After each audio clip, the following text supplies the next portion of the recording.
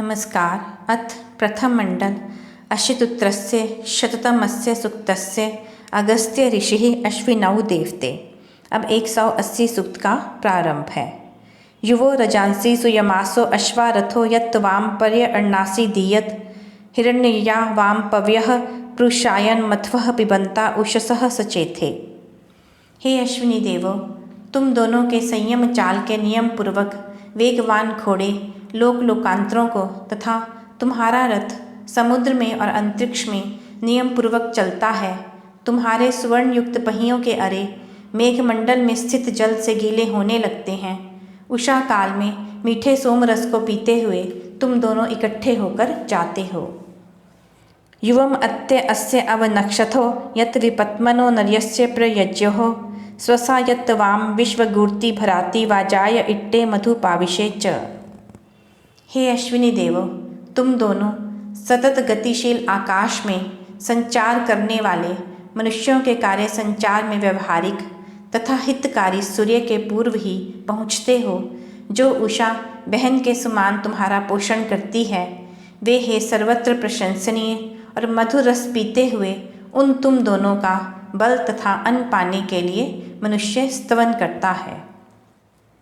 युवम पय उस्त्रियायाम धत्तम पक्वम आमायाम अवपूर्वयम गोहो अंतर्यत वनीनो वाम ऋतप्सु हवारो न शुचिः यजते हविष्मान।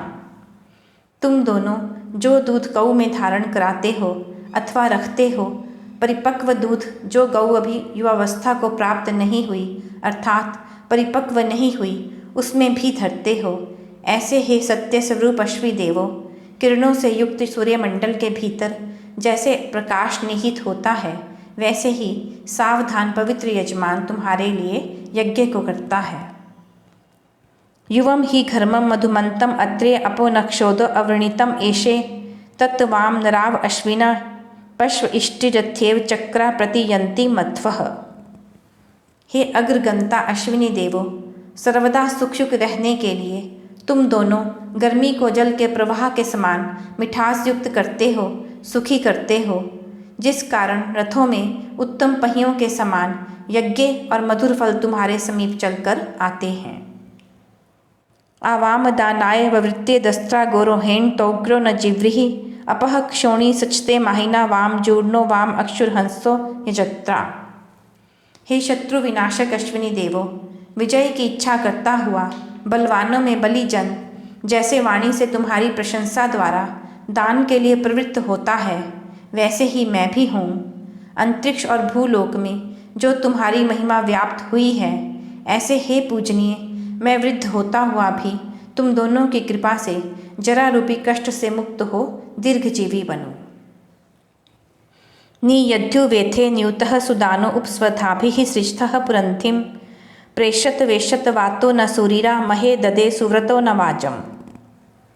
हे सुंदर दान देने वाले अश्वी देवो, जब नियम से चलने वाले घोड़ों को रथ में जोतते हो, तब बहुतों को धारण करने वाली बुद्धि को अन्नों से संयुक्त कर ज्ञान उत्पन्न करते हो, तब प्रसन्न हो पवन के समान गमन करता हुआ विद्वान महत्व के लिए अन्न के समान उत्तम धर्म को धारण करता है।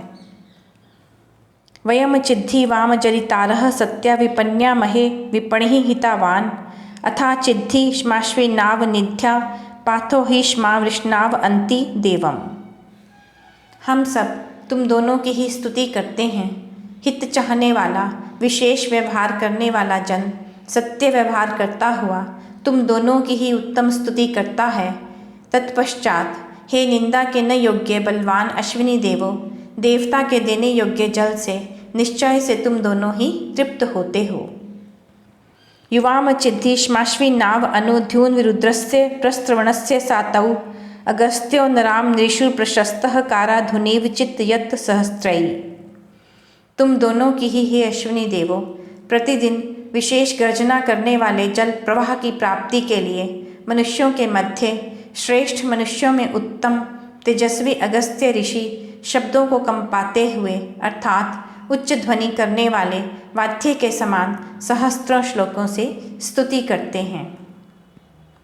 प्रयत्वहेथे महीना रथस्य प्रस्पंद्रा याथो मनुष्यो न होता धत्तं सुरिभ्य उत वासव शव्यम न सत्य रैशाचः स्याम।